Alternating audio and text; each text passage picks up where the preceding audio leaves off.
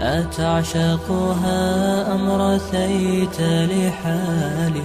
فجئت تشاركني في السهام. هلو dunidan waxaa ku nool makhluuqaad kala duwan aqwaan ilaahay kala duway xagga diinta dhaqanka midabka iyo muuqaalkaba waxaa jira dad fara badan oo aadan malaynin inay ku nool yihiin dunidan balse ku nool dadkan aan maanta kuugu sheegi doono halkan waxay ka mid yihiin dadka dunida ugu caansan run ahaantii ilaahay ayaa qof walba u abuuray una sameeyey suurad gooniya ilaahay ayaana dhahay walaqad karamnaa bani aadama bini aadamka waan karaamaynay waxaana ka abuurnay suuradda ugu wanaagsan halkan waxaan maanta kuugu soo bandhigayaa dad aad ka yaabaysa waxa ay samayn karaan ama awoodaan iyo qaabka uu u eg yahay muuqaalkooda halkan waxaan kuugu soo gudbinayaa 5 qof ee ugu la yaabka badan dunida shakhsiga koobaad waa Taran Van Hay ninkan ayaa qabsaday wargeysyada caalamka ayaama dhan iyadoo ay dad badan la yaabeen ninkan qisadiisa iyo muuqaalkiisa sawir-qaado u shaqeeya warbaahinada caalamka mid ka mid ah ayaa ku booqday hooyigiisa si uu documentary uga soo diyaariyo sawir-qaadihii ayaa goobta kula kulmay arrin aad uga nixisay kolkii uu guriga u soo galay ayuu wuxuu arkay nin timuhu dhulka u daadsan yihiin ilaa bannaanka qolka ninkan ayaa waxaa madaxa ka asiibay xanuun isagoo jira da'da 25 sano kadibna wuxuu iska xiray madaxii ayaa aad u sii xanuunay ninkan ayaa xilligaas wixii ka dambeeyay go'aansaday inuusan timihiisa dambe iska jarin 50 sano kadib timihiisa ayaa waxay dhaafeen lugihiisa 22 feet culayskooduna waxay noqdeen 23 pounds ninkan ayaa markii la weydiiyay waxa ku kalifay arrintan ayaa waxa uu ku jawaabay xanuun madaxa iga asiibay dartiis ayaa igu kaliftay inaan timahayga mar dambe jarin Taran Van Hay ayaa loo aqoonsaday ninka ugu timaha dheer caalamka ninkan ayaa waxa uu u dhashay dalka Vietnam wuxuuna dhashay sanadu markay ahayd 1936 Taran Van Hay ayaa geeriyooday sanadii 2010 isagoo jira da'da 79 sano dadkiisii ayaa ku tilmaamay inuu ahaa nin naxariis badan oo deeqsi ah dadkana caawin jiray wuxuuna dadka ku daweyn jiray dawooyinka heerbalka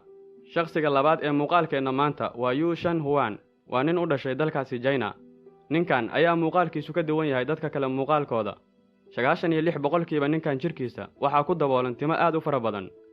ninkan ayaa wuxuu dareemayaa raaxo la'aan isagoo sheegay goorta uu jidka marayo inay dadku ku maadeystaan iyagoo la yaaban qaabka uu eeg yahay muuqaalkiisa Yu Shan Huan waxa asiibay cudur ku dhaca dadka si naadir ah oo aan fara badnayn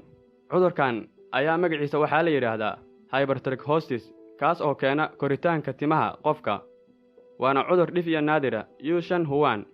ayaa yiri anigu waan ku faraxsanahay qaabka aan u ekahay waana cajiib qof ani ila mid ma jira dunidan balse dadka qaar ayaa noloshaada ku ogoleen wax yar oo nafis xitaa sababtoo ah dadkaasi waa dadka ku nool nolosha beenta ah naftadoodana aan ku kalsoonayn laakiin waan ku faraxsanahay noloshayda ninkan ayaa waxa uu leeyahay gabar ay isjecel yihiin wuxuuna abuuray website uu ku soo bandhigo sawiradiisa si uu u noqdo qof caan ah oo dunida laga wada yaqaan wuxuuna jecel yahay inuu noqdo dadkan heesaaga ah ee la yiraahdo rock star shakhsiga saddexaad ee aan muuqaalkeena ku soo qaadan doono waa Ekaterina Lizina gabadhan ayaa waxaa loo aqoonsaday gabadha ugu lugaha dheer dunida markay ka soo muuqatay barnaamij la yiraahdo Morning of Hollywood oo lagu wareysto dadka jilaaga ah gabadhan ayaa labadii wariye ee wareysanaya waxay u fuuleen jaranjaro si ay qoorteeda u gaaraan muuqaalkaas ayaa dad badan ka yaabiyay sidoo kale gabadhan ayaa waxay ciyaartaa ciyaarta basketballka waana mid ka mid ah khibradaha ay leedahay gabadhan ayaa u dhalatay dalkaasi Russia dheerarka lugaheeda ayaa waxay gaarayaan 6 feet iyo 9 inchi gabadhan ayaa caan ka noqotay dalkeeda Russia iyadoo loo bixiyay aktarada ugu dheer caalamka xilliga ay jidka marayso dadka ayaa isku qabsada inay sawir la galaan dadka qaarna waxa ay la yaabihiin muuqaalka dheerarkeeda shakhsiga afaraad ee aan muuqaalkeena ku soo qaadanayno waa Nick Storbell waa ninka ugu carabka dheer dunida aan maanta noolnahay ninkan carabkiisa ayaa cabirkiisu wuxuu gaarayaa 10 cm carabkiisa ayuu wuxuu ku soo taabanayaa sankiisa sidoo kale suxulkiisa ninkan ayaa ah nin majaajilista ah dadkana uga qosliya mucjisadiisa ninkan ayaa galay buugga World Record isagoo loo aqoonsaday shakhsiga ugu carabka dheer dunida da'diisu waa 24 sano jir ka soo jeeda California laakiin dhalashadiisa rasmiga ah ayaa waxay tahay Canadian sidoo kale ninkan waa xirfadle artist ah 2015 ayaa loo aqoonsaday ninka ugu carabka dheer dunida ninkan ayaa yiri dhibka kaliya oo ay haysta ayaa ah inaan waqti badan ku lumiyo xoqida carabkayga subaxii hore markaan cadaysanayo waayo carabkayga ayaa saa'id u dheer mana gaarsiin karo cadayga intiisa badan shakhsiga sanaad ee ugu la yaabka badan dunida ayaa ah Dean Karnazes madaalaha aan marna neefsan orodyahanada dunida oo dhan waxay istaagaan markay gaaraan goobtii loogu talagalay ee guusha lagu kala qaadayay, laakiin Dean Karnazes marna ma istaago. waa shakhsiga keliya oo dunida ku nool oo aan marna daalin, murqihiisana ma ahan kuwa daalo. ninkan ayaa ordi karo 3 maalmood iyo 3 habeen isagoon marna istaagin.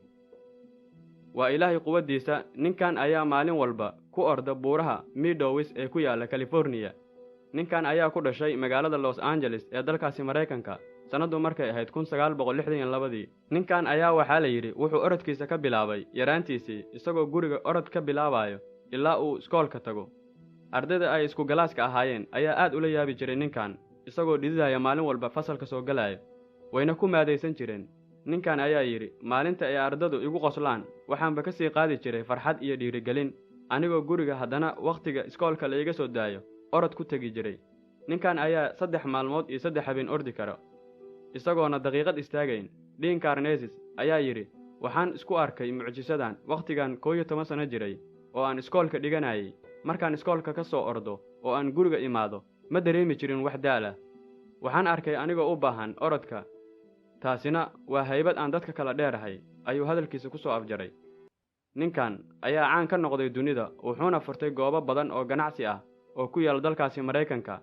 waxaana ka mid ah goobahaas Frozen Yogurt Shop. Dean Karnazes ayaa 2014 loo aqoonsaday Best Badies of the Year, shakhsigii ugu jirka quruxda badnaa sanadkaas 2014. gun iyo gunaanadkii kuwaasina waxay ahaayeen 5 qof ee ugu layaabka badan dunida. intaan barnaamijkan kan xiga kugu arki doono waxaan kaaga tegayaa walaal farxad waartiyo guul aan dhammaan. channelkana sii faafiya, fideogana like saara. mahadsanidin. waa walaalkiin Saki Cabdi Yaasiin.